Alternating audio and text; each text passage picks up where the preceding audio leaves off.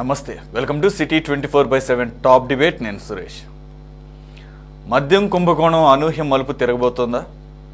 జగన్కు Vijayasai reverse అయినట్లే liquor కేసులో రాజ్ కేసిరెడ్డి కూడా రివర్స్ గేర్ వేయబోతున్నాడా? మద్యం స్కామ్ కేసులో పెద్దలను తప్పించారన్న రాజ్ కేసిరెడ్డి లాయర్ అనడంలో ఆంతర్యం ఏంటి? పెద్దల చేతిలో తాను పావుగా మారానని కేసిరెడ్డి అనుకుంటున్నాడా?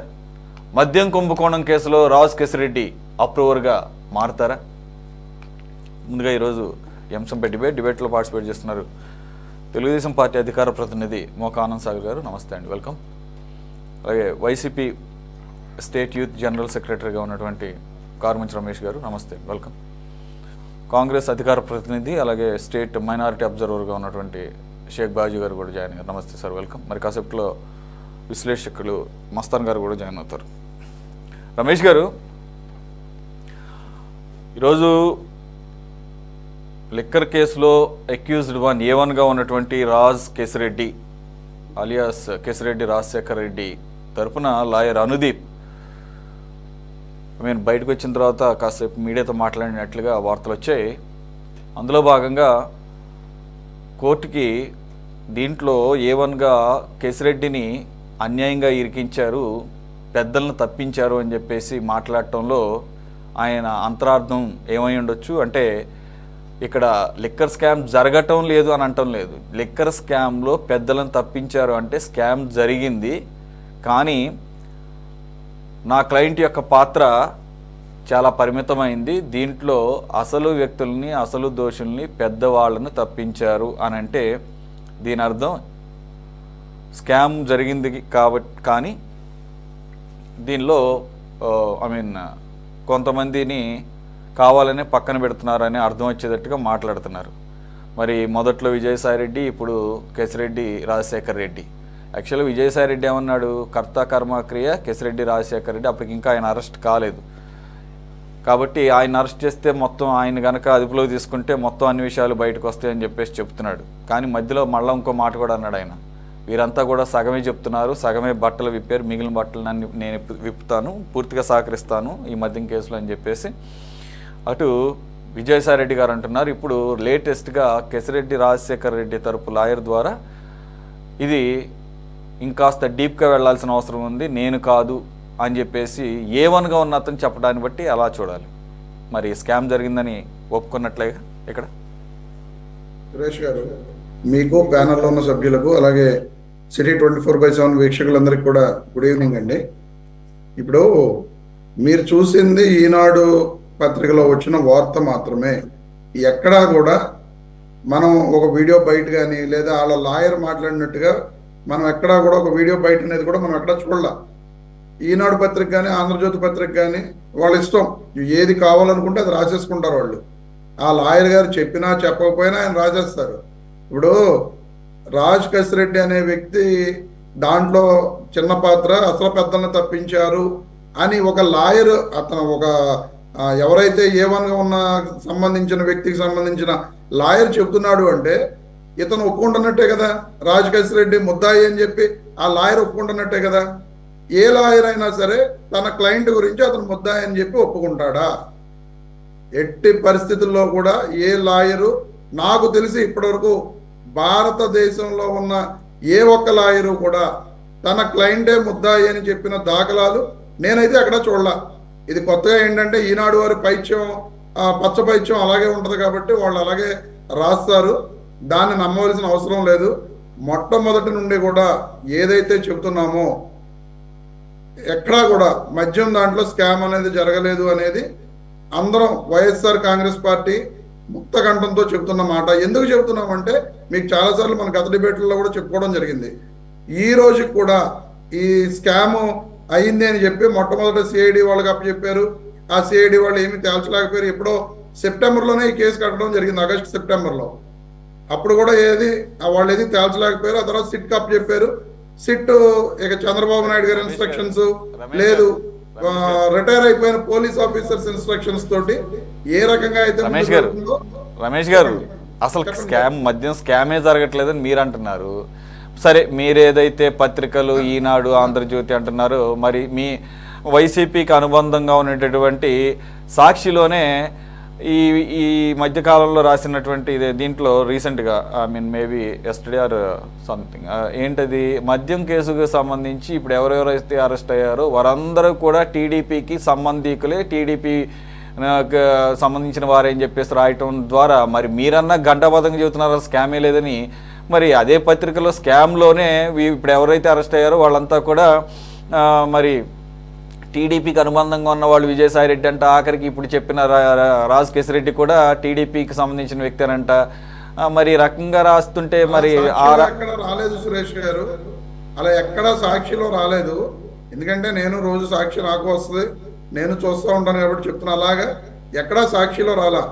కేసినేని నాని గారు చేసిన ఆరోపణల్ని వాటి గురించి మాట్లాడుతూ సాక్షి చెప్పడం జరిగింది తప్ప ఎక్కడా కూడా మద్యం కుంభకోణంలో ఉన్న వాళ్ళందరూ టీడీపీ వాళ్ళే అని చెప్పి ఎక్కడా సాక్షి రాయలా. And also at the same time నేను మాట్లాడుతుండగా మీరు మధ్యలో కట్ చేశారు. కుంభకోణం జరిగితే నిజంగా ఆ కుంభకోణంలో అమౌంట్ 3,200 కోట్లు కుంభకోణం జరిగిందని చెప్పి ప్రభుత్వం చెప్పడం జరుగుతుంది, లేదా అధికారులు చెప్పడం జరుగుతుంది. ఆ అధికారులు ఈ రోజు వరకు ఒక 5-6 అరెస్ట్ చేయడం జరిగింది. ఈ 5-6 దగ్గర నుంచి కానీ లేదా ఇంకా వాళ్ళు అరెస్ట్ చేద్దాం అనుకుంటున్న 29 మందిని ఎవరినైతే నిందితులుగా అందులో పెట్టారో వాళ్ళు ఎవరి దగ్గర నుంచైనా ఈ రోజు వరకు ₹1 వీళ్ళు పట్టుకోగలిగారా? ఎక్కడా కూడా పట్టుకోలేదు. కానీ పేపర్లో ఇదే ఈనాడు, ఆంధ్రజ్యోతుల్లో ఎన్ని రకాల వార్తలు వచ్చినాయండి. ఎవరెవరికో గోల్డ్ షాప్స్ ద్వారా మార్చేశారంట, గోల్డ్ను కొన్నారంట, లేదా ఇంకో రకంగా చేశారంట, లేదా ఇంకో రకంగా మార్చారంట అని రకరకాల కథనాలు మనం విన్నాం. మరి ఏ ఒక్క మీరన్నట్లుగానే సరే ఇక్కడ అంటే ఏదో రాజకీయపరమైన వైరంతో రాజకీయ కక్ష సాధింపు చర్యల్లో భాగంగా ఐ మీన్ 30 ఇప్పుడు ఈరోజు 33 అయ్యారు. 33లో ఈవెన్ బాలాజీ గారు కూడా అరెస్ట్ అయ్యారు. ఈరోజు పక్కన పెడదాము. సరే ఇవన్నీ రాజకీయ వ్యతిరేకమైనటువంటి రాజకీయ కక్ష సాధింపు చర్యల్లో జరుగుతున్నటువంటి అరెస్టులు అవ్వచ్చు, లేకపోతే అక్యూజ్డ్గా చేర్చారనుకుందాం. మరి దేశవ్యాప్తంగా ఉన్నటువంటి గోల్డ్ షాప్ వాళ్ళందరినీ పెట్టారంటే మరి వాళ్ళ మీద ఎటువంటి రాజకీయపరమైన కక్షలు ఉంటే పెడతారు, వాళ్ళు ఎందుకు ఊరుకుంటారు? అలాగే మీరు అన్నారు కదా ఈనాడు, ఆంధ్రజ్యోతి అవన్నీ ఇష్టం వచ్చినట్టు లేని రాస్తారు అనుకుంటే ఓకే, మీరు అన్నదే కాసేపు కరెక్ట్ అనుకుందాం. అంత స్పెసిఫిక్గా ది సోకాల్డ్ లాయర్ అనుదీప్ అన్న వ్యక్తి, Kesireddy Rajasekhara Reddy lawyer, Vijayawada civil courts బయటకు వచ్చి మీడియాతో మాట్లాడుతూ అని చెప్పేసి స్పెసిఫిక్గా చెప్పారంటే ఒకవేళ రాయకపోతే మరి ఆ లాయర్ ఎందుకు ఊరుకుంటాడు? లేకపోతే వాళ్ళు పరువు నష్టం కేసులు వేయరా? మనం ఈ రోజు ఈనాడులో వచ్చింది, దాని మీద రేపు ఎల్లుండి ఏం వస్తుందో మనం చూడాలి కదా, వెయిట్ చేయాలి కదా సురేష్ గారు.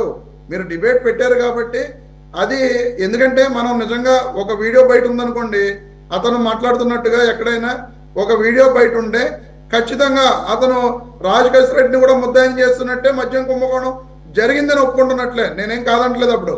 కానీ ఎక్కడా కూడా అలాంటి కాసేపు ఆయన ఒకవేళ మాట్లాడి ఉంటే గనక దాని అర్థం పెద్దలు అంటే ఫర్ ఎగ్జాంపుల్ ఇప్పుడు ఏదైతే A31, A32, A33గా యాడ్ చేశారో ధనుంజయ రెడ్డి లేదంటే కృష్ణమోహన్ రెడ్డి, ఈరోజు అరెస్ట్ అయినటువంటి గోవిందప్ప బాలాజీ, మరి వీళ్లే కదా ఇప్పుడున్న వాళ్ళల్లో పెద్దలు అనుకోవాలన్నాం. అంటే మీరు తర్వాత అది ఎండ్ ఎక్కడికి జగన్మోహన్ రెడ్డి గారికి క్లోజ్ అసోసియేట్స్ కాబట్టి ఆయన ఎండ్ బెనిఫిషియరీ కాబట్టి ఆయన పెద్దలని అన్న అర్థం వచ్చేటట్టుగా రాశారని అనుకుందాం. కాసేపు పక్కన పెడదాం. వీళ్ళ ముగ్గురే పెద్దలైతే ఈ పెద్దలు గత 17 రోజులుగా అనేకమైనటువంటి ప్రయత్నాలు చేశారు. కింద నుంచి పైన సుప్రీంకోర్టు వరకు కూడా పెద్ద లాయర్ని డిప్లాయ్ చేసుకొని అసలు ఎక్కడైనా ఏ క్షణమైనా అరెస్ట్ చేసేస్తారన్న ఉద్దేశంతో ఎంత ఆతృత పడ్డారో మనం చూస్తూనే ఉన్నాం. ఏది ముందస్తు బెయిల్ కోసం అది మొత్తం కూడా రిలీఫ్లు దొరకపోవడం మూలంగా ఈరోజు గోవిందప్ప బాలాజీ అరెస్ట్ అయ్యారు. అది కూడా మొన్న సండే రోజు సిట్కి రావాల్సినటువంటి 10 గంటలకి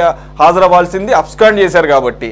అలాగే ఈ రోజుకి కూడా కృష్ణమోహన్ రెడ్డి, ధనుంజయ రెడ్డి గారు ఎక్కడున్నారో తెలియదు, వారి కోసం అక్కడ అన్వేషణ సాగుతుంది. But at the same time if I'm not wrong లేటెస్ట్గా మధ్యాహ్నం వరకు అనుకుంటా వారికి ఏదో ఇంటరిమ్ రిలీఫ్ ఇచ్చినట్లుగా నేను విన్నాను మరి సుప్రీంకోర్టులో. మరి గోవిందప్ప బాలాజీ గారికి ఎందుకు రాలేదో, మరి ఆయన మాత్రమే ఎందుకు దొరికారో తెలియదు, వీళ్ళిద్దరైతే దొరకలేదు. మరి ఏ పాత్ర లేనటువంటి వీళ్ళ ముగ్గురు పెద్ద మనుషులు అనుకుంటే మరి ఎందు గురించి అంత భయపడుతున్నారు? ఎందుకు సిట్ విచారణకు రాకుండా మరి తప్పించుకు తిరుగుతున్నారు? సురేష్ గారు, ఇప్పుడు అసలు చేస్తున్నదే అక్రమ అరెస్ట్ అనేది అందరికీ ఉన్న అభిప్రాయం, రాష్ట్ర ప్రజలందరికీ తెలుసు, వైఎస్ఆర్ కాంగ్రెస్ పార్టీలో ఉన్న ప్రతి ఒక్క నాయకుడికి కార్యకర్తకి తెలుసు. వీళ్ళు ఏంటంటే ఎలాగోలాగా అరెస్టులు చేసి జైల్లో పెట్టి రెడ్ బుక్ రాజ్యాంగాన్ని అమలు చేయాలనేది లోకేష్ గారి ఎవరికి అభిప్రాయం. తెలుసండి వీళ్ళందరూ అసలు కాదు, పేర్లు కూడా నిన్న మొన్నటి వరకు ప్రతి ఒక్కరికి ఎవరికి తెలియదు. గోవిందప్ప బాలాజీని అరెస్ట్ చేస్తే ఏమొస్తుంది, లేదంటే కృష్ణమోహన్ రెడ్డిని అరెస్ట్ చేస్తే ఏమొస్తుంది, ధనుంజయ రెడ్డిని అరెస్ట్ చేస్తే ఏమొస్తుంది, కేసిరెడ్డి రాజశేఖర రెడ్డిని అరెస్ట్ చేస్తే ఏమొస్తుంది, మీరు చెప్తున్న దేశవ్యాప్తంగా ఉన్నటువంటి బంగారు షాపులను అరెస్ట్ చేస్తే ఏమొస్తుంది? అరెస్ట్ మీరు అనుకునే లెక్క అయితే అరెస్ట్ చేయాల్సింది కింగ్ మరి మూల విరాట్గా ఉన్నటువంటి, లేదంటే కనుక వైఎస్ఆర్సీపీ అధ్యక్షుడి దగ్గరకు కదా వెళ్లాల్సింది. ఇప్పుడు అదే చెప్తున్నా సురేష్ గారు, ఇప్పుడు రాజ్ కసిరెడ్డి అనే వ్యక్తి పెద్దల్ని ఇందులో పెట్టకుండా రాజ్ కసిరెడ్డి గారిని చూపిస్తున్నారని చెప్పడం జరిగింది. వాళ్ళ లాయర్ అనుదీప్ గారు అని మీరు చెప్తున్నారు. నిజంగా దీంట్లో పెద్దలు లేకపోతే ఓఎస్డి ధనంజయ రెడ్డి గారు కానీ, అదే కృష్ణమోహన్ రెడ్డి గారు కానీ, లేదా సీఎంఓ కార్యదర్శి ధనంజయ రెడ్డి గారు కానీ, బాలాజీ గోవిందప్ప గారు కానీ, వాళ్ళ పేర్లు ఇందులో ఎందుకు ఉన్నాయి? వాళ్ళ పేర్లు కూడా ఉండకూడదు కదా. ఖచ్చితంగా అనుదీప్ గారు అటువంటి మాటలు మాట్లాడి ఉండరు. అదేంటంటే కావాలని చెప్పి ఈనాడు పత్రిక రాసింది ఏదో ఒక రకమైన డిస్టర్బెన్స్ క్రియేట్ చేయడానికి రాసిన ఇది తప్ప, వార్త తప్ప అందులో ఏమీ నిజం లేదు. ఇంకోటి మీరు చెప్తున్నారు వీళ్ళందరూ ఎందుకు పారిపోతున్నారు, ఎందుకు భయపడిపోతున్నారు అని చెప్పి. సురేష్ గారు ఎవ్వరూ కూడా వెళ్ళి పులి నోట్లో తలకాయ పెట్టరు. ఈ రోజున అక్రమ అరెస్టులు చేస్తూ ఉంటే మనకేమన్నా కోర్టుల్లో న్యాయపరంగా రిలీఫ్. ఇప్పుడు మిథున్ రెడ్డి గారు ఉన్నారు, ఇదే కేసులో మిథున్ రెడ్డి గారు ముద్దాయి. మరి అదే ముద్దాయికి ఇదే సుప్రీంకోర్టు కానీ వాళ్ళు కానీ ఇంటరిమ్ రిలీఫ్ ఇచ్చారు కదా. ఆయనకి ఎందుకు వచ్చింది ఇంటరిమ్ రిలీఫ్, వీళ్ళకి ఎందుకు రాలేదు? దాని మీద కూడా మనం ఒక రకంగా మాట్లాడుకోవాలి కదా. అదే కేసులో ముద్దాయే కదా మిథున్ రెడ్డి గారు, మరి ఆయనకి ఎందుకు వచ్చింది రిలీఫ్? అంటే కోర్టులు కూడా వ్యవహారాలని అక్కడ జరుగుతున్న క్లియర్గా ఈరోజు సుప్రీంకోర్టు మాట్లాడటం జరిగింది. మీరు మెకానికల్ ఎవిడెన్సెస్ని బట్టి అరెస్టులు చేయడం కరెక్ట్ కాదు. మీ దగ్గర మెటీరియల్ ఎవిడెన్సెస్ ఉంటేనే అరెస్టులు చేయండి, మెకానికల్ ఎవిడెన్సెస్ తోటి అరెస్టులు చేయొద్దని చెప్పి క్లియర్ గా సుప్రీంకోర్టు చెప్పడం జరిగింది. అది ఎవరి గురించి చెప్పింది? మిథున్ రెడ్డి గారి బెయిల్ పిటిషన్ సందర్భంగా మాట్లాడిన మాటలు సుప్రీంకోర్టు. కానీ మీరు అన్నట్లుగానే మిగిలిన వారికి అటువంటి వ్యాఖ్యలు చేయలేదు. ఎందుకు చేయలేదు? అక్కడ మెటీరియల్ కి రిలేటెడ్ గా ఉంది కాబట్టి. రెండోది, మిథున్ రెడ్డి గారు ఏమని వాదించారంటే, నేను పార్లమెంట్ మెంబర్ని, నాకు ఎటువంటి సంబంధం లేదు ప్రభుత్వంతో ఇన్ ద సెన్స్ పార్టీ తరఫున ఎంపీ అంతే, ప్రభుత్వంలో ఏం భాగస్వామి కాదు కదా అనేది ఆయన టెక్నికల్ రీజన్ చెప్పి దాని సుప్రీంకోర్టు కన్విన్స్ అయింది. ఇక్కడ అలా కాదు కదా. సీఎంఓలో కీలక పాత్ర పోషించినటువంటి ఓఎస్డీగా ఉన్నటువంటి వీళ్ళ వ్యక్తుల యొక్క ప్రమేయం క్లియర్ గా అక్కడ ఎస్టాబ్లిష్ చేసింది కాబట్టి సిట్ కానీ సిఐడి కానీ అక్కడ వాళ్ళకి అటువంటి రిలీఫ్ ఇవ్వలేదు. అక్కడ రైట్ వాట్ ఎవర్ మీరేమో సిఐడి అన్నారు, సిఐడి నుంచి ఇన్పుట్స్ తీసుకొని సిట్ కంటిన్యూ చేస్తుంది. అక్కడ సిఐడి ఇప్పటికీ కూడా యాక్టివ్ గా ఉంది. చేయలేదు ఆ రోజున ఉన్న అధికారుల్ని చంద్రబాబు నాయుడు గారు వాళ్ళే చేయాలని రూల్ లేదు, వాళ్ళే చేయాలని రూల్ లేదండి, వాళ్ళే చేయాలని రూల్ లేదు. దాని పరిమితులు పెంచుకుంటూ ఇప్పుడు కూడా యాక్టివ్ గానే ఉంది రమేష్ గారు. ఇప్పుడు కూడా సిఐడి సిట్ కలిసే ఎంక్వైరీ చేస్తుంది, రెండు కలిసే పనిచేస్తున్నాయి. దీంట్లో ఎటువంటి పాత్ర కూడా సిఐడికి లేదు, సిఐడి ఎటువంటి నామమాత్ర పాత్ర కూడా లేదు, కేవలం సిట్ మాత్రమే ఎంక్వైరీ చేస్తుంది. సురేష్ గారు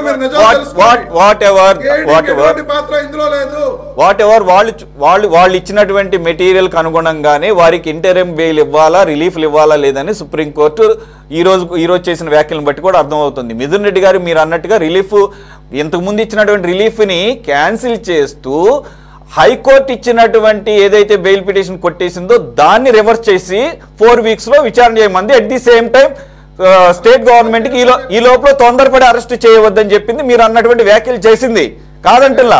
కానీ when it comes to these 3 people, A31, A32, A33, ఇదే తరహాలో హైకోర్టులోను సుప్రీంకోర్టులోను ముందస్తు బెయిల్ పిటిషన్లకు వెళ్ళినప్పుడు హైకోర్టులో తేల్చుకుని ఇక్కడికి రండి అన్నప్పుడు హైకోర్టులో కూడా అది కొట్టివేయబడినప్పుడు సుప్రీంకోర్టు దగ్గరికి వెళ్ళినప్పుడు కూడా మేము ఎటువంటి రిలీఫ్ కూడా ఇవ్వలేము, ముందస్తు బెయిల్ ఇవ్వలేము, అప్పటి వరకు మిమ్మల్ని మీరే రక్షించుకోవాల్సిందే తప్ప మేము రిలీఫ్ ఇవ్వలేము అని చెప్పింది. కాబట్టి మీరు అన్నట్టుగానే అది పర్సన్ టు పర్సన్ మారుతూ ఉంటుంది అక్కడ ఉన్నటువంటి మెటీరియల్ని బట్టి, ఎవిడెన్స్ని బట్టి, ప్రైమా ఫేసీని బట్టి. కాబట్టి నేనేమంటున్నానంటే పెద్దలు అంటే ఇక్కడ ఏ పెద్దలు అన్న ఉద్దేశంతో ఇక్కడ ఆ వ్యాఖ్యలు చేసి ఉండొచ్చు.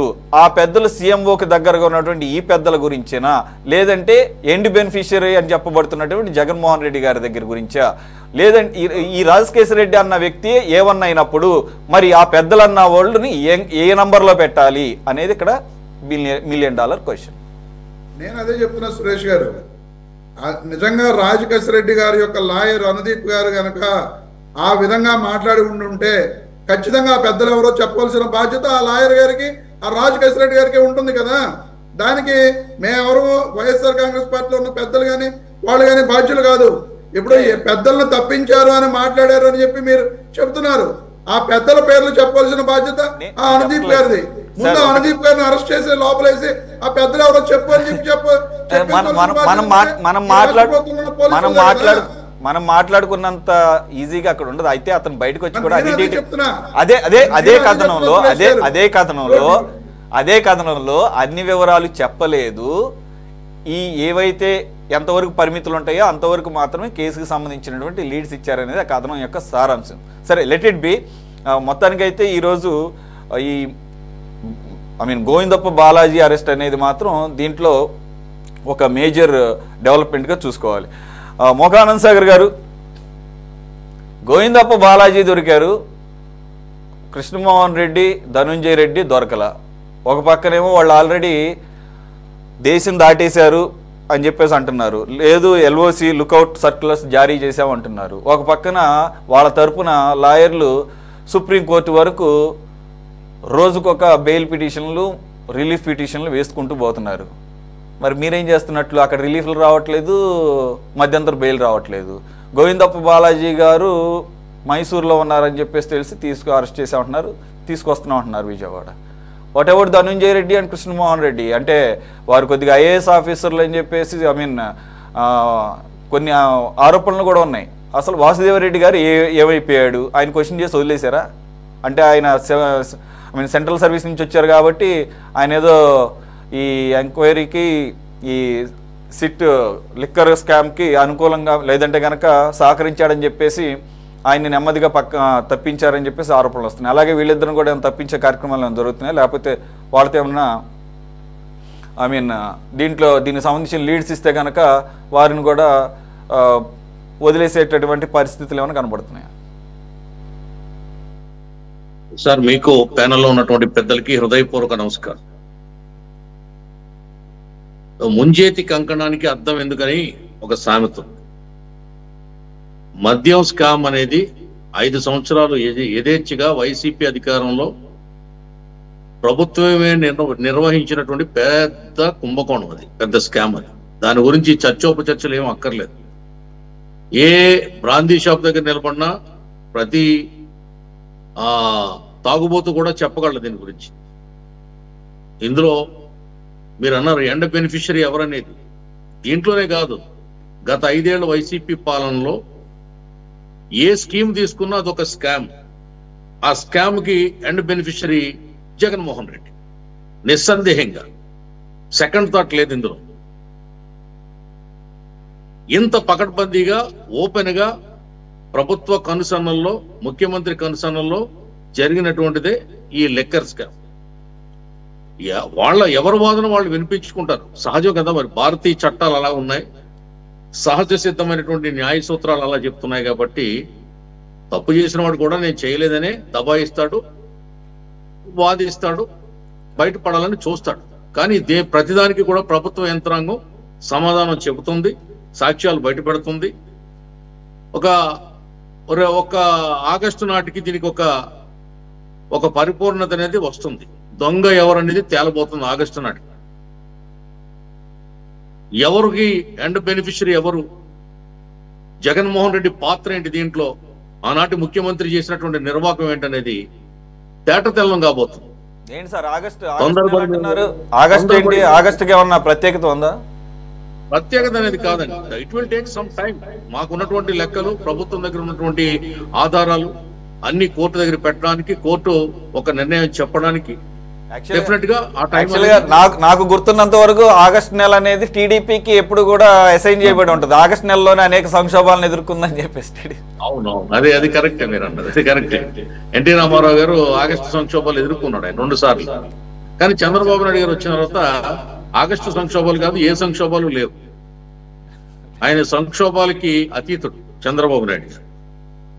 కాబట్టి ఇప్పుడు ఈ స్కామ్ ఏదైతే ఉందో ఇప్పుడు ఇప్పుడే మొదలైంది కదా సార్, పర్వం అనేది మొదలైంది. ఒక్కొక్కటి ఛేదించుకుంటా ప్రభుత్వ యంత్రాంగం వెళ్తా ఉంది. వాళ్ళు ఏం చేస్తారు, తెలివైన వాళ్ళు కదా. ఇప్పుడు స్కామ్ లో ఉన్న వాళ్ళందరూ ఐఏఎస్లు ఐపీఎస్లు ప్రభుత్వంలో ఉన్నటువంటి పెద్దలు కదా, వాళ్ళకి అన్ని తెలుసు. ఏ విధంగా తప్పించుకోవాలనేది కూడా వాళ్ళు ఔపోసన పట్టినటువంటి పెద్ద ముదురులు.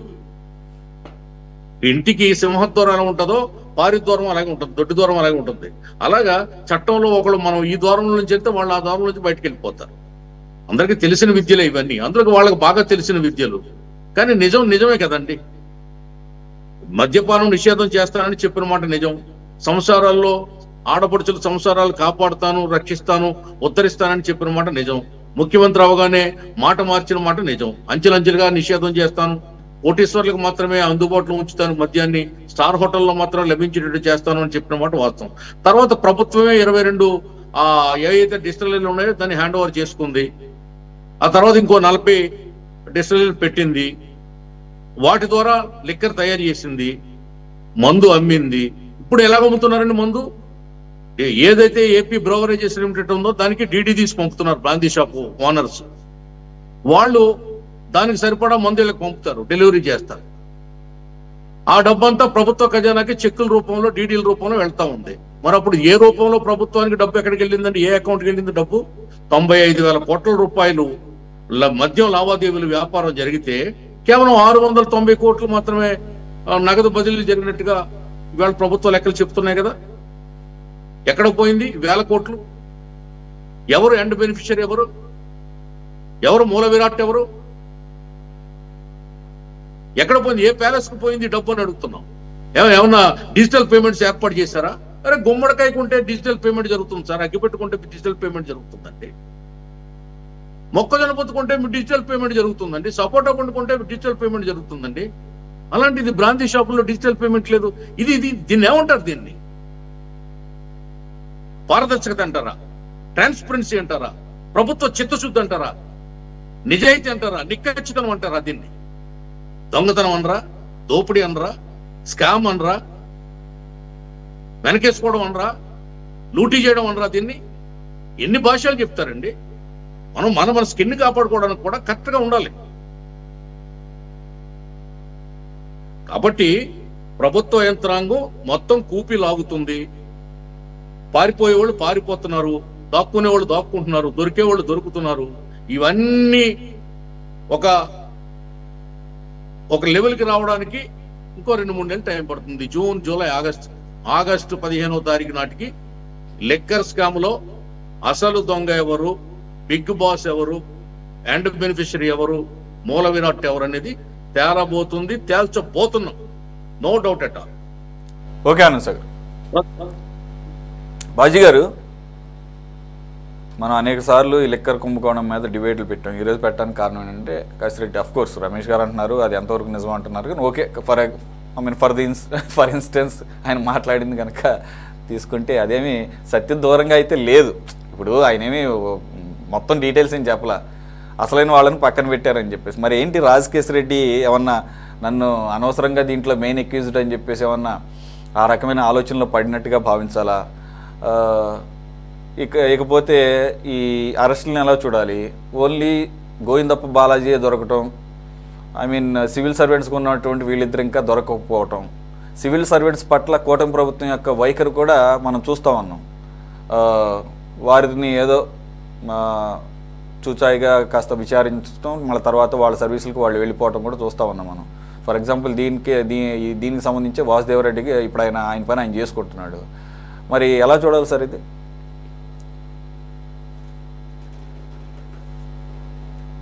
సార్ ఒకసారి ఆడియో చూడండి సార్. ఆడియో మీట్లో ఉన్నట్టుంది బాజీ గారు.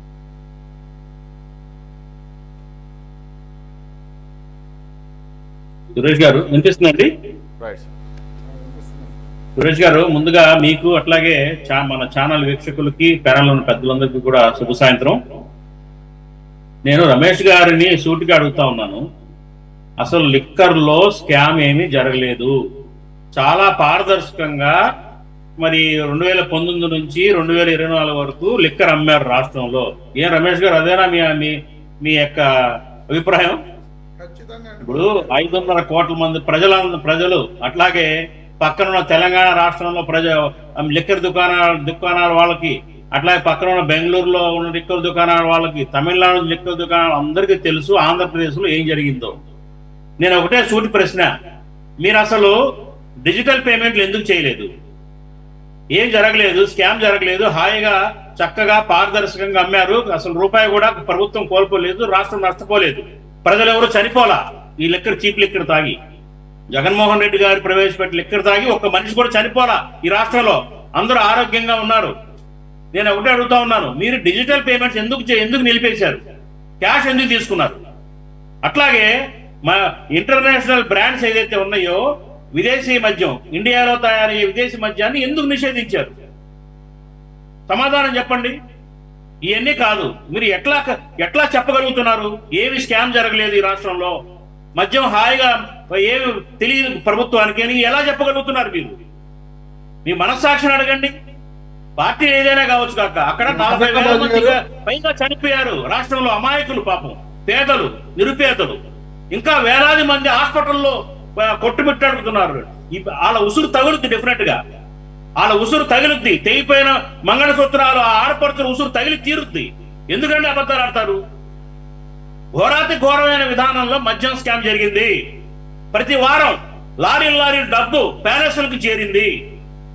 ఇది సత్యం. ఇప్పుడు ఎందుకంటే ఎవరండి కసిరెడ్డి? ఎవరు అతను? ఐటీ శాఖకి అడ్వైజరు. అతనికి ఏం పని దీంట్లో? అతను కడపవాసి. ఆర్థిక లావాదేవీలు ఏదైతే ఇసుక కుంభకోణం కానండి, లిక్కర్ కుంభకోణం కానండి, ఇంకోటి కానండి, అన్ని అతను హ్యాండిల్ చేశాడు. ఎవరండి ఈ లిస్ట్ లో ఉన్న వాళ్ళందరూ? ఎవరండి? వాసుదేవ్ రెడ్డి ఎండి, ఏపీ బ్యూరేజెస్ లిమిటెడ్ యొక్క ఎండి, సత్యప్రసాద్, రాజంపేట ఎంపీ మిథున్ రెడ్డి, అట్లాగే విజయసాయి రెడ్డి, సజ్జల శ్రీధర్ రెడ్డి, ధనంజయ రెడ్డి ఎవరండి? ఆయన కాదా షాడో సీఎం లాగా ప్రవర్తించలేదా 5 ఏళ్ళు? ఎవరన్నా కానీ, ఒక ఎమ్మెల్యే కానీ, ఎంపీ కానీ డైరెక్ట్ గా జగన్మోహన్ రెడ్డి గారిని కలిసే అవకాశం ఉండిందా మీ హయాంలో? ధనంజయ రెడ్డి గారే అన్నిటికీ. దానికి నేను కూడా బాధితుడినే. నేను ఈ ముఖంగా చెప్పలేను కానీ నేను కూడా బాధితుడినే. ధనంజయ రెడ్డి ఎవరండి? ఆయనకి ఏం పని? ఆయన ప్రభుత్వ సలహాదారుడు గాను ముఖ్యమంత్రి ఆఫీసు, సీఎం ఆఫీసులో ఉన్న మనిషి. అతనికి ఏం పని అండి చెప్పండి? అట్లాగే కృష్ణమోహన్ రెడ్డి ఓఎస్డి, అట్లాగే భారతీ సిమెంట్స్ యొక్క పర్మనెంట్ డైరెక్టర్ ఇవాళ దొరికిన ఇతను గోవిందరెడ్డి. వీళ్ళందరూ ఎవరండి? ముఖ్యమంత్రులు అనుంగు దగ్గర ఉండేవాళ్ళు కాదా? నేను ఒకటే ప్రశ్న, వీళ్ళందరూ అవినీతి రూపంగా పోగేసిన లిక్కర్ డబ్బుని ఇళ్ళకి తీసుకెళ్తారా? వీళ్ళు ఇళ్ళకి తీసుకెళ్తాంటే జగన్మోహన్ రెడ్డి ఊరుకుంటాడా? చెప్పండి. ఇవన్నీ సామాన్య ప్రజలు వేసుకుంటున్న ప్రశ్నలు, నేను అడగటల్లా. సామాన్య జనం, ఈ ధనంజయ రెడ్డి, వాసుదేవ్ రెడ్డి, సోకాల్డ్ గోవిందరెడ్డి, వీళ్ళందరూ లిక్కర్ స్కామ్ డబ్బులు పోగేసుకొని వాళ్ళు ఇళ్ళకి తీసుకెళ్లారా? ఇళ్ళకి తీసుకెళ్తే ప్యాలెస్ ఊరుకుంటుందా? చెప్పండి. ఎందుకండి ఈ కాకమ్మ కథలు? జరిగింది ఘోరాతి ఘోరమైన తప్పు. ఒక్కొక్క పంది కొక్కు కలుగులో నుంచి బయటకు వస్తుంది, పట్టుకొని బోన్లు వేస్తున్నారు. నిజాలు నిగ్గు తేలుస్తారు తప్పకుండా. వీళ్ళందరూ కన్ఫ్యూస్ అవుతున్నారు కదా. కసిరెడ్డి విజయసాయి రెడ్డి ఎవరండి? Who is Vijayasai Reddy? జగన్మోహన్ రెడ్డి గారు ఆత్మబంధువు కాదా? ఇవాళ బయటకు వచ్చి నిజాలు చెప్తుంటే అతని మీద ఎలిగేషన్స్ చేస్తారు మీరు. కసిరెడ్డి పేరు ఎవరు చెప్పారు? విజయసాయి రెడ్డి కాదా? కసిరెడ్డి ఎవరు? కసిరెడ్డి తన వంగమానంలో అతని నివేదికలో వీళ్ళందరూ బాధ్యులను చెప్పడం అబద్ధాలా? ఇవన్నీ బయటకు వస్తాయి. నేను ఒకటే అడుగుతున్నాను రాష్ట్ర ప్రభుత్వాన్ని, కూటమి ప్రభుత్వాన్ని, మీరు 5 ఏళ్ల కాలంలో ఎంతెంత మద్యం అమ్మకాలు జరిగినాయి? రాష్ట్ర ప్రభుత్వం తరపు నుంచి ఎక్కడెక్కడ కొన్నారు? ఏ డిస్టిలరీస్ లో బ్రూవరీ చేసి బాటిలింగ్ చేసి అమ్మారు? ఈ డాటా తీయండి. ఆ డబ్బు ఎంత వచ్చింది? ఆ డబ్బు ఎక్కడికి వెళ్ళింది? అంతా గవర్నమెంట్ రెవెన్యూ రికార్డ్స్ లో ఉంటుంది. అది బయటికి తీయండి. బయటికి తీస్తే ఒక్కొక్కరు అందరూ అందరూ దొరుకుతారు బోన్లో, సాక్ష్యాధారాలతో సహా దొరికిపోతారు. ఈ డబ్బు ఎక్కడికి వెళ్ళిందో, అసలు బిగ్ బాస్ ఎవరు, ఆ బిగ్ బాస్ కూడా ఊచలు లెక్కేసే పరిస్థితి వస్తుంది. కానీ ఈ రాష్ట్ర ప్రభుత్వం చాలా ఉదాసీనంగా వ్యవహరిస్తా ఉంది. ఈ డాటా తీయండి బయటకి. 18,600 కోట్లని రికార్డు చెప్తున్నాయి అవినీతి జరిగిందని. 18,600 కాదండి, ఇంకా చాలా, దానికి ఎన్నో రెట్లు ఎక్కువ కుంభకోణం జరిగింది మధ్యలో. చీప్ లిక్కరు, 10 రూపాయలు కూడా ఖరీదు చేయని సారాని, స్పిరిట్ ని, రంగునీళ్ళని కలిపి ప్రజల ప్రాణాలు హరించారు వీళ్ళకి మామూలు శిక్ష కాదండి. ఎవరైతే ఈ బాధ్యులు ఉన్నారో వీళ్ళకి మామూలు శిక్షలు సరిపోవు. ఏం చేస్తే అంతమంది ప్రాణాలు బయటకు వస్తాయండి చెప్పండి? బయట వస్తాయి. నా పరిధిలోనే, నేను సాక్షిని, నా పరిధిలోనే 4 ఆడపిల్లలు తాలిబొట్లు తెగిపోయినాయి. 39-38 ఏళ్ల వయసులో ఉన్నవాళ్ళు ఈ తాగి. ల్యాబొరేటరీ టెస్ట్ చేయించండి. ల్యాబొరేటరీలో టెస్ట్ చేయించే అంత హానికరమైన రసాయనాలు ఉన్నాయని చెప్పేసి వచ్చింది బయటికి. కాబట్టి ఇవాళ రమేష్ గారు ఏదో ఆయన పార్టీలో ఉన్నాడని చెప్పేసి వెనకేసుకు రావటం ఒక మానవత్వం కాదది. తప్పు జరిగింది, శిక్ష పడాల్సిందే, వీళ్ళందరికీ లోపల వేయాల్సిందే. మీరు అన్నట్లు బాజీ గారు, నిన్న కన్సర్న్ మినిస్టర్ కొల్లు రవీంద్ర గారు ఈ మాట మాట్లాడాడు. మనీ లాండరింగ్ ఈడీ ఎంటర్ అవుతుంది, దీంట్లో బ్లాక్ మనీని వైట్ చేశారు, ఇదంతా ఒక ఎత్తు, స్కాము, మనీ ఆస్పెక్ట్ ఒక ఎత్తు అయితే, మీరు అన్నట్లుగానే మానవతా కోణంలో కూడా ఆలోచించాల్సిన అవసరం ఉంది. అప్పట్లో స్పూరియస్ లిక్కర్ని ప్రజల చేత ఇక కాన్బట్ పొజిషన్లో తప్పని పరిస్థితుల్లో అదే దొరుకుతుంది కాబట్టి, అది కూడా ప్రభుత్వ దుకాణాల్లో దొరుకుతుంది కాబట్టి ఎవరికైనా నమ్మకమే కదండి. ప్రభుత్వం ఆ రకంగా మోసం చేస్తుందని, ప్రభుత్వం ఆ రకంగా ప్రాణాలు తీస్తుందని చెప్పేసి ఎవరు ఎస్ సార్, నేనేమన్నాను, మీరన్నట్లుగా ఇది ఓన్లీ మానిటరీ ఆస్పెక్ట్ లోనే ఇప్పటి వరకు కేసులు పెట్టారని మనకు అర్థం అవుతుంది. మరి ఈ రకంగా ప్రాణాంతకమైనటువంటి లిక్కర్ను తయారు చేసి ప్రభుత్వ దుకాణాల ద్వారా ప్రభుత్వమే ప్రజలకి సప్లై చేసి తాగించి వారి మరణాలకి లేకపోతే వారి అనారోగ్యానికి కారణమైనప్పుడు వారి మీద ఆ రకమైనటువంటి కేసులు ఎందుకు పెట్టలేదు, లేకపోతే పెట్టారా, పెడితే ఎంతవరకు వచ్చింది అనేది కూడా ఎగ్జాక్ట్లీ నా పాయింట్. ఎస్ సురేష్ గారు ఒక మినిట్. నిన్న 26 మంది మహిళల యొక్క తాలిబొట్లు తెంచి సింధూరాన్ని ఇచ్చేసిన టెర్రరిస్టుల కోసం మనం దాదాపు 20,000 కోట్ల రూపాయలు ఖర్చు పెట్టి యుద్ధం చేశాం. ఈవేళ 40,000 మంది పైగా ప్రాణాలు హరించిన ఈ పాపాత్ముల్ని ఏం చేయాలి? ఇది మానవతా కోణంలో మనం ఆలోచించాలి ప్రతి ఒక్కరు, irrespective of parties. Exactly, you're right sir.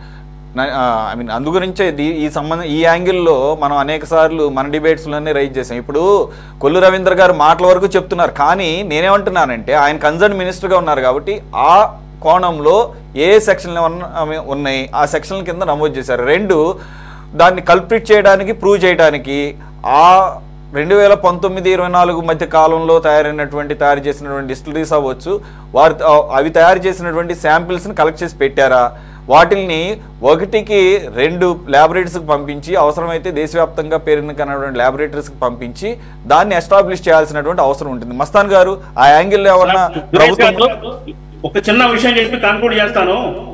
మనం శాంపిల్స్ ఆ రోజు చేసినా చేయకపోయినా అక్కర్లా, మీరు రాష్ట్రంలో ఉన్న ప్రభుత్వ ఆసుపత్రుల్లోకి వెళ్ళి రికార్డ్స్ తీయండి. కేసులు చనిపోయిన వాళ్ళు కేసులు తీయండి, ఎందుకు చనిపోయారో బయటకు వచ్చేస్తుంది.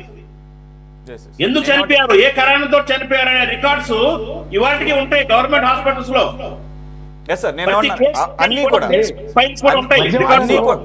అన్ని కూడా కోఆర్డినేట్ చేయాల్సిన అవసరం ఉంది, క్రోడీకరించాల్సిన అవసరం ఉంది అంటున్నాను నేను. అవి చేయాలి. అలాగే ఏం జరగలేదని చెప్పేస్తే ఎట్లా అండి సింపుల్ గా? అదే సార్ నేనేమన్నానంటే చాలా ఈజీ టాస్క్ ఇది.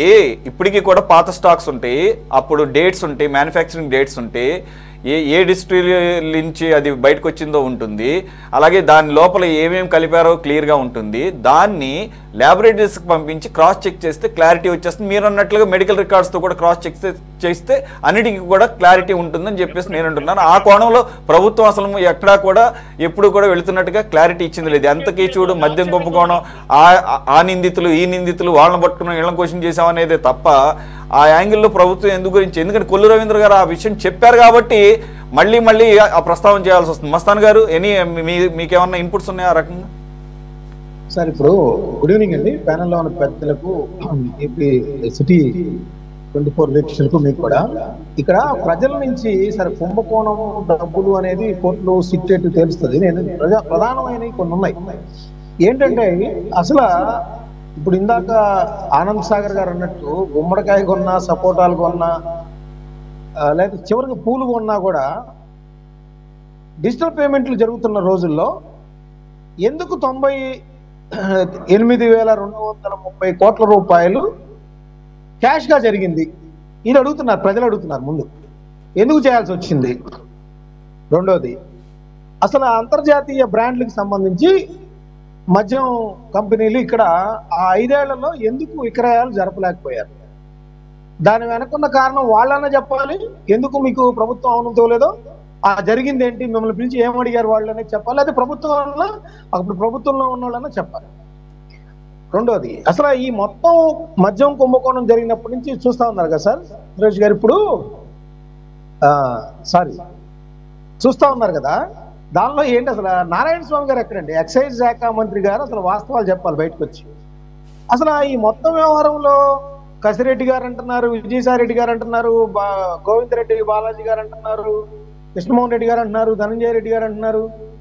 అసలు ఎక్సైజ్ శాఖ మంత్రిగా 5 సంవత్సరాలు ఆ ఎక్సైజ్ పోర్ట్ఫోలియో చూసిన నారాయణ స్వామి గారు ఎక్కడ?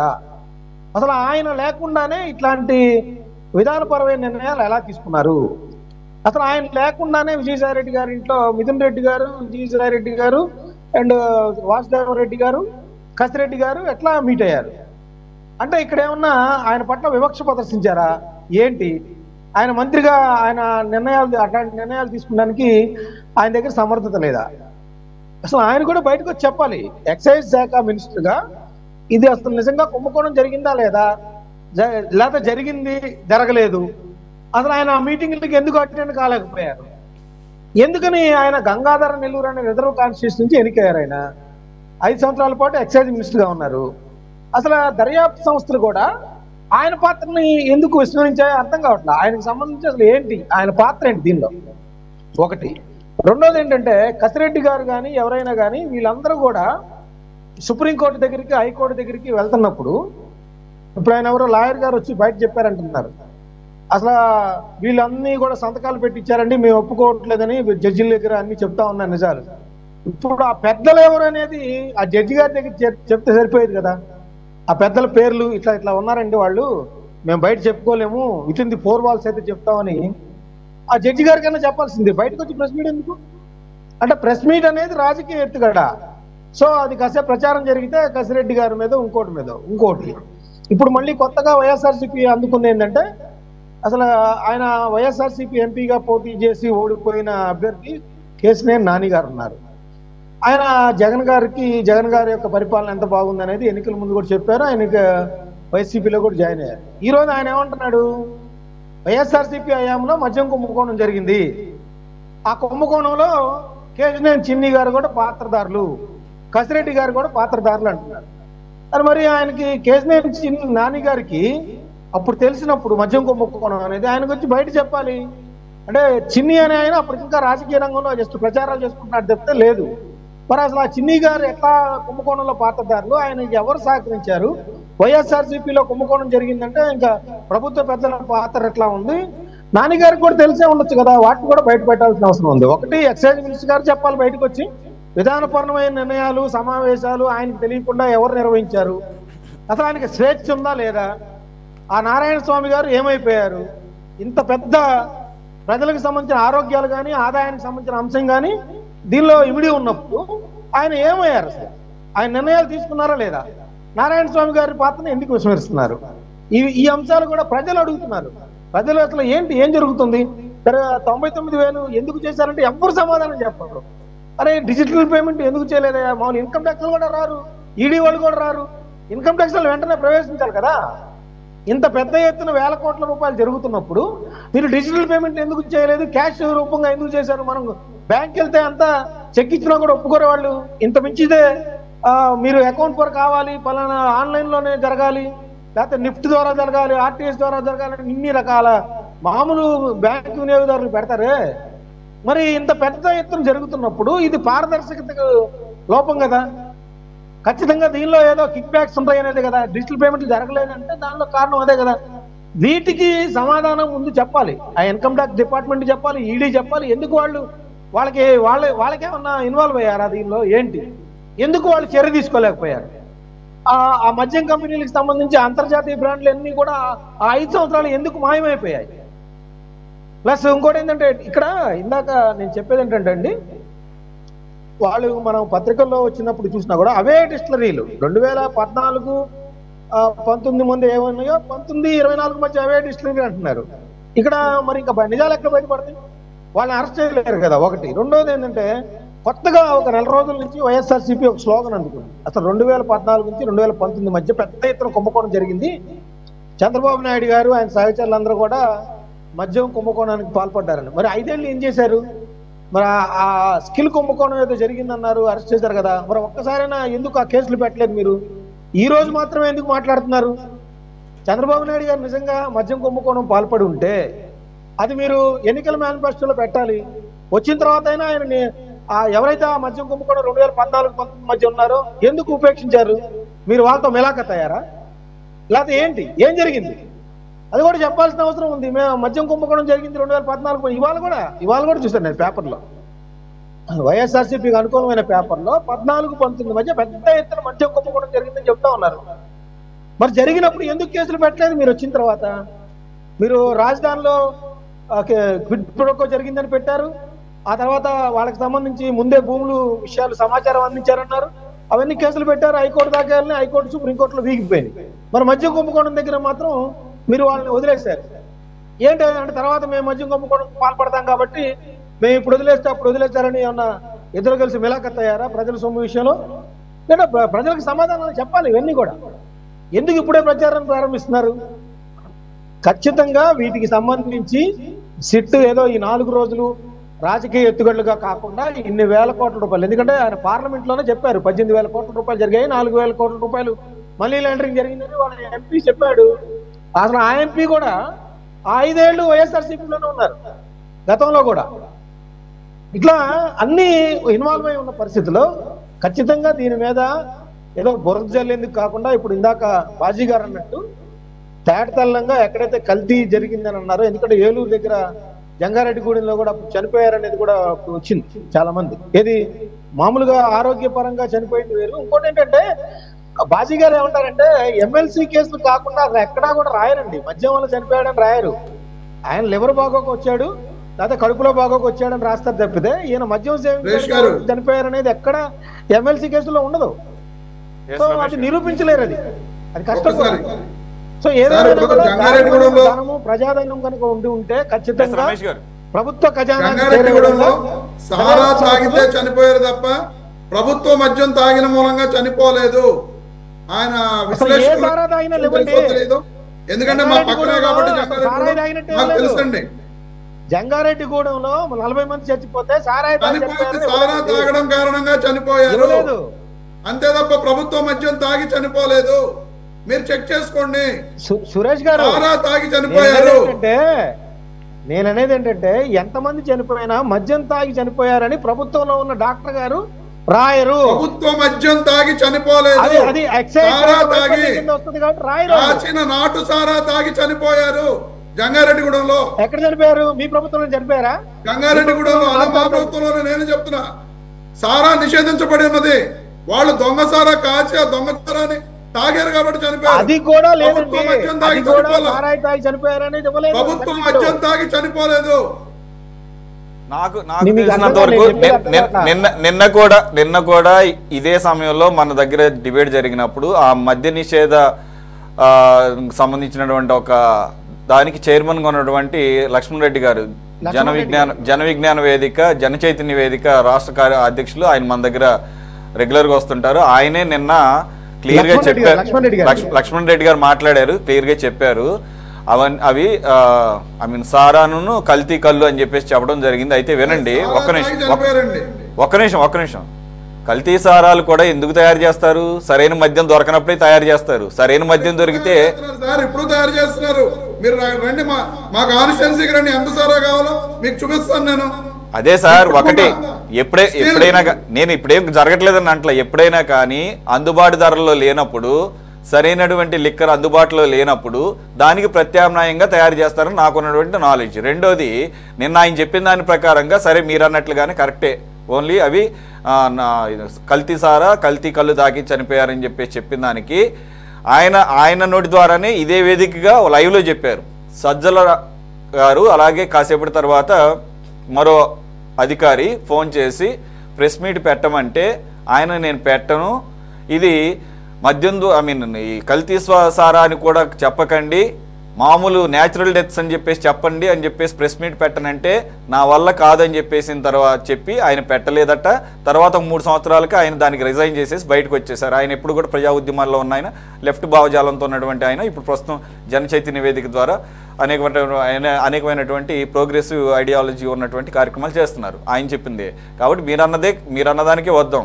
కాకపోతే ఈ రకమైనటువంటి పరిణామాలు జరిగినాయి అంటున్నా. ఆఖరికి మీరు అంటున్నారు కానీ సురేష్ గారు, ఇప్పుడు ఇందాక మోగా అనంత్ సాగర్ గారు మాట్లాడినా లేదా వేరొకళ్ళు మాట్లాడినా 95,000 కోట్ల రూపాయలు జరిగింది, 615 కోట్ల రూపాయలే ఇంకా మాట్లాడితే 98,000 కోట్ల 98,300 కోట్ల రూపాయలు. అది కూడా తప్పేనండి. 99,413 కోట్ల రూపాయలు. నేను పక్కా ఫిగర్ చెప్తున్నా. ఓకే సరే. 99,413 కోట్ల రూపాయలు మద్యం వ్యాపారం 2019-24 మధ్య జరిగింది. ఈ 99,413 కోట్ల రూపాయలు కూడా ప్రభుత్వానికి జమ అయినాయో లేదో చెప్పండి. ఇప్పుడు ఇందులో మాట్లాడితే డిజిటల్ పేమెంట్స్ జరగల ఎందుకు? ఇప్పుడు ఊరికి కబుర్లు చెప్పుకోవడం కాదు, ఇక్కడ కూర్చొని 99,413 కోట్ల రూపాయలు ప్రభుత్వానికి జమ అయినాయా లేదా? ఇప్పుడు ప్రభుత్వానికి 99,413 కోట్ల రూపాయలు చెప్పవచ్చు. ఎంతసేపు కూడా 95,000 కోట్ల రూపాయలు అసలు అలాగా సార్, అలాగే రమేష్ గారు ఓకే పారదర్శకంగానే అంటున్నారు, ప్రభుత్వ ఎక్స్చెక్కర్కి వచ్చింది అనుకుందాం కదా. అసలు డిజిటల్ పేమెంట్స్ ఎత్తేయాల్సినటువంటి పరిస్థితి అదే కాదు కదా. టోటల్ గా ఆర్డర్స్ పెట్టడం కానీ అవన్నీ కూడా ఆటోమేటెడ్ సాఫ్ట్వేర్స్ అన్నింటినీ తీసేసి మాన్యువల్ ఇండెంట్లు పెట్టడం అనేది తీసుకురావాల్సినటువంటి అగత్యం వచ్చింది. సాఫ్ట్వేర్ ఉన్నంత మాత్రం ఇప్పుడు ఫ్రాడ్ చేయట్లేదు అంటారా? సాఫ్ట్వేర్ ఇప్పుడు ఫ్రాడ్ చేయట్లేదు అంటారు. 150 రూపాయల బాటిల్ మీద 160 రూపాయలు స్టిక్కర్ వేసి అమ్ముతున్నారు. ఇప్పుడు ఇక్కడ ఆ 10 రూపాయలు ఎవరికి వెళ్తున్నాయి? చంద్రబాబు నాయుడు గారికి వెళ్తున్నాయా? ఎమ్మెల్యేకి వెళ్తున్నాయా? నారా లోకేష్ గారికి వెళ్తున్నాయా? పవన్ కళ్యాణ్ గారికి వెళ్తున్నాయా? 10 రూపాయల షాప్ లోనే డైరెక్ట్ గా అమ్ముతున్నారు. ఎవరికి వెళ్తున్నాయా 10 రూపాయలు? రమేష్ గారు ఒక్క నిమిషం ఆగండి సార్. రమేష్ గారు, ఇది అందరికీ తెలిసిందే. ఎప్పుడైతే ప్రైవేట్ షాప్స్ బిజినెస్ ఉంటాయో out of the business hours, ఇప్పుడు for example 10 o'clock shop close అవ్వాలి, తర్వాత కూడా అమ్ముకుంటారు. అమ్ముకున్నప్పుడు 10 రూపాయలు 20 రూపాయలు ఇక్కడ కాదు, మొత్తం దేశం మొత్తం మీద ఏ రాష్ట్రం వెళ్ళినా కానీ వాడు రిస్క్ తీసుకుంటారు. ఎవరికి వెళ్తామండి సార్? వాళ్ళే తీసుకుంటారు, ఆ షాప్ వాళ్ళే తీసుకుంటారు. ఇంకా మాట్లాడితే ఓనర్ కూడా ఎవరైతే కుర్రోళ్ళు అమ్ముతారో వాళ్ళు తీసుకుంటారు, వాళ్ళు పడి ఎక్స్ట్రా పని చేస్తున్నారు. ఎందుకు తీసుకుంటారు? మీకు రండి, ఎన్ని వందల వేల రూపాయలు సార్ మీరు చెప్పేది అందరికీ తెలిసిందే. ఒకటి, ఎప్పుడైతే out of the business hours అమ్ముతున్నారో అయితే గనక బెల్ట్ షాపులు వాళ్ళు అమ్ముతారు. లేదంటే గనక అదే షాప్ వాళ్ళు అనధికారికంగా, అదే లీగల్ కాదు, ఇల్లీగలే, నేను కాదంట్లా, తప్పే. వినండి సార్, అవుట్ ఆఫ్ చెప్తున్నా, బిజినెస్ అవర్స్ లో అమ్మేది ఎవరు? బెల్ట్ షాప్ లో అమ్ముకుంటారు ఎక్స్ట్రాకి, అంతే తప్ప రెగ్యులర్ షాప్ లో అమ్మరు. ఎవరికైతే షాప్స్ పర్మిషన్ లైసెన్స్ ఇచ్చారో ఆ లైసెన్స్డ్ షాపుల్లో అమ్ముతున్నారు. అయితే తప్పే. మీరు ఎక్కడైతే చూసారో, ఎక్కడైతే ఆ రకంగా తీసుకున్నారో అది 10 రూపాయలు కక్కుర్తిపడి, లేదంటే కనుక అవి షాప్ లో తీసుకుంటారు సార్. ఇంకెవరికి వెళ్తాయి అవి? బాటిల్ మీద 160 రూపాయలు స్టిక్కర్ వేసి అమ్ముతున్నారండి. బాటిల్ మీద 160 రూపాయలు స్టిక్కర్ వేసి అమ్ముతున్నారు. అంటే అసలు ప్రైస్ కాకుండా 150 కాకుండా 10 రూపాయలు 160 రూపాయలు స్టిక్కర్ వేసేసి డైరెక్ట్ గా అమ్ముతున్నారు. సార్ ఒకటి ఇప్పుడు డిజిటల్ పేమెంట్స్ ఎక్కడా లేవు. మీరు రండి చూపిస్తాను. డిజిటల్ పేమెంట్స్ లేకపోవడం ఏంటి సార్? ఎక్కడైనా కానీ డిజిటల్ పేమెంట్స్ జరుగుతున్నాయి. మీరు రండి, నేను తీసుకెళ్తా. మీరు చెప్పేమో ఎక్సెప్షనల్ 1, 2 చూపిస్తారు. అసలు దేశం రాష్ట్రం మొత్తం 5 సంవత్సరాలు మీరే అంటున్నారు కదా, రాష్ట్రం మొత్తం 5 సంవత్సరాల పాటు అసలు డిజిటల్ లేకుండా ఓన్లీ క్యాష్ అని చెప్పేసి 98,000 కోట్ల రూపాయలు మీరే అడ్మిట్ చేశారు కదా. ఎక్కడేదో 1 ఎవడో తీసుకోలేదన్నా దానికి మీరు దాన్ని కంపేర్ చేస్తారండి. రాష్ట్రం మొత్తం ఇదే విధంగా జరుగుతుంది. ఓ మై గాడ్ అసలు ప్రైవేట్ ప్లేయర్ ఒక్క నిమిషం సార్, కామన్ సెన్స్ ఒక్క నిమిషం ఆగండి. లక్షల కోట్ల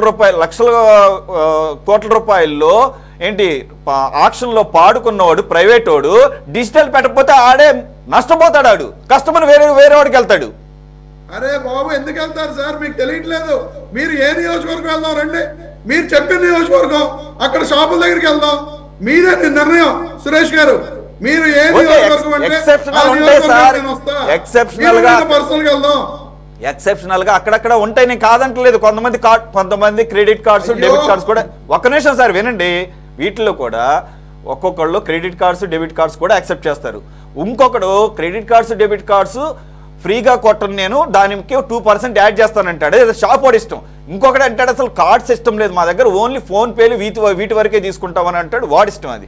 అంతే తప్ప ఓన్లీ క్యాష్ అనేది కనుక ఎవడన్నా కనుక ప్రైవేట్ షాప్ వాడు కనుక ఈ రోజుల్లో అది లెక్కర్ అవ్వచ్చు, ఇంకొకటి ఏ బిజినెస్ వాడైనా కానీ, ఆఖరికి టీ షాప్ వాడైనా, మన గెస్టులు చెప్పినట్లు పూలు అమ్ముకునేవాడైనా లేదంటే చిన్నపాటి ఫ్రూట్స్ అమ్ముకునేవాడైనా ఎవడైనా కానీ ఈ రోజుల్లో డిజిటల్ పెట్టకపోవడం వల్ల వాడికే లాస్. కాబట్టి సురేష్ గారు, మీరు చెప్పిన అన్ని నిజమే అనుకుందాం. మిమ్మల్ని నియోజకవర్గం సెలెక్ట్ చేయమంటున్నా. మీరు ఎప్పుడు రమ్మంటే అప్పుడు మీతో పాటు నేను వస్తా. అక్కడ ఎక్కడ జరుగుతుందో నేను మీకు నిరూపిస్తా. ఇంకా అంతమించి నేనేం చెప్పను. Okay sir. దోపిడీ జరుగుతుంటే మద్యం విషయంలో వైఎస్ఆర్సీపీ వాళ్ళు ఎందుకు కూరుకున్నారు? ధర్నాలు చేయొచ్చు కదా. ప్రజలు దోపిడీ ఎవడు పట్టించుకునేవాడు ఎవడు? ఈ రోజు పెడుతున్నారంటే దిక్కు లేదు. అయ్యో, ఎందుకు ఎందుకు ప్రజలు మీకు తెలియని వ్యవహారాలే కాదు. ధర్నాలు చేస్తాను, ఇది చేస్తాను, ఎవడో పట్టించుకునేవాడు చైతన్యవంతులు చేయొచ్చు. ప్రజలను చైతన్యవంతులు చేయొచ్చు. రేపు జగన్మోహన్ రెడ్డి గారు అందుకే వెళ్తుంది పాదయాత్రకి. చెప్పండి అక్కడ. అవును సార్, మీకు ఈ రోజున ధర్నాలు చేసినా ఇంకోటి చేసినా ఎవడో పట్టించుకునేవాడు ఎవడో లేడు. ఈ రోజు ఒక రోజు చెప్తారు, మీరు రండి బెల్ట్ షాప్ చేస్తారా? మీరు రండి. రమేష్ గారు, మీరు చెప్పే దాంట్లో అసలు బెల్ట్ షాపులు లేవు అని అనుకుంటాం. అంతకన్నా మూర్ఖత్వం కూడా ఉండదు. ఏ ప్రభుత్వ హయాంలో బెల్ట్ షాపులు చేయమంటున్నారు కదండి. మస్తాన్ రావు గారు ధర్నాలు చేయమంటున్నారు కదా. నేనేమంటున్నానంటే ఏ స్థాయిలో ఉన్నాయి, ఏ స్థాయిలో అవి విచ్చలవిడిగా అమ్ముతున్నారు, ఏ స్థాయిలో ఎక్స్ట్రా మనీ ఛార్జ్ చేసి అమ్ముతున్నారు, ఇది చూడాలి. ఎక్కడెక్క ఇప్పుడు అడపాదడపా జరుగుతున్న వాటిని మొత్తం మూకుమ్మడిగా అంతే స్థాయిలో జరుగుతుందని అనుకుంటాం. ఎక్కడా జరగట్లేదండి. Okay, right. క్లియర్ కట్ గా 10 రూపాయలు షాప్ లోనే ఎక్సెస్ అమ్ముతున్నారు. అదే బెల్ట్ షాప్ లో కొనుక్కుంటే కొనడు సార్. 20 నుంచి 30 రూపాయలు ఎక్సెస్ అమ్ముతున్నారు. ఇప్పుడు ఎక్కడన్నా పల్లెటూరులో మీరు అన్నట్లు గ్రామ శివారుల్లో పల్లెటూరులో షాపులు ఎక్కువ లేని చోట అయితే గత్యంతరంలో కొనాల్సిందే తప్ప ఇన్ని షాపులలో ఉన్నప్పుడు ఒక షాప్ లో కనుక 10 రూపాయలు 20 రూపాయలు ఎక్స్ట్రా అమ్ముతుంటే ఎవడు కొనడు, పక్క షాప్కి వెళ్ళిపోతాడు, వేరే షాప్కి వెళ్ళిపోతాడు. సరే, ఓకే, చూద్దాం. Let it be. మళ్ళీ దీని మీద డిబేట్ చేస్తాను. Okay, right. సరే, ఏదేమైనా కానీ మద్యంలో కనివిని ఎరుగనటువంటి బిజినెస్లు, అది కూడా అవుట్ ఆఫ్ ది బాక్స్ వెళ్ళి డిజిటల్ ట్రాన్సాక్షన్స్ లేకుండా జరిగిన వాటి మీద ఇప్పుడు మనం కాదుగా మాట్లాడుతుంది, ఈడీనే ఎంటర్ అవుతుంది. సరే, ఈడీ ఎలాగూ మరి సెంట్రల్ గవర్నమెంట్ కింద ఉంటుంది కాబట్టి సెంట్రల్ గవర్నమెంట్తో ఇప్పటికీ కూడా సత్సంబంధాలు కనుక ఉంటే ఈడీ చేసేది ఏం లేదు. ఇంకా మాట్లాడేది స్టేట్ గవర్నమెంట్ ఎంక్వైరీని కూడా ఏమైనా డైల్యూట్ చేస్తుందేమో అది చూసుకోవాల్సిన అవసరం ఉంది కూటమి. రైట్.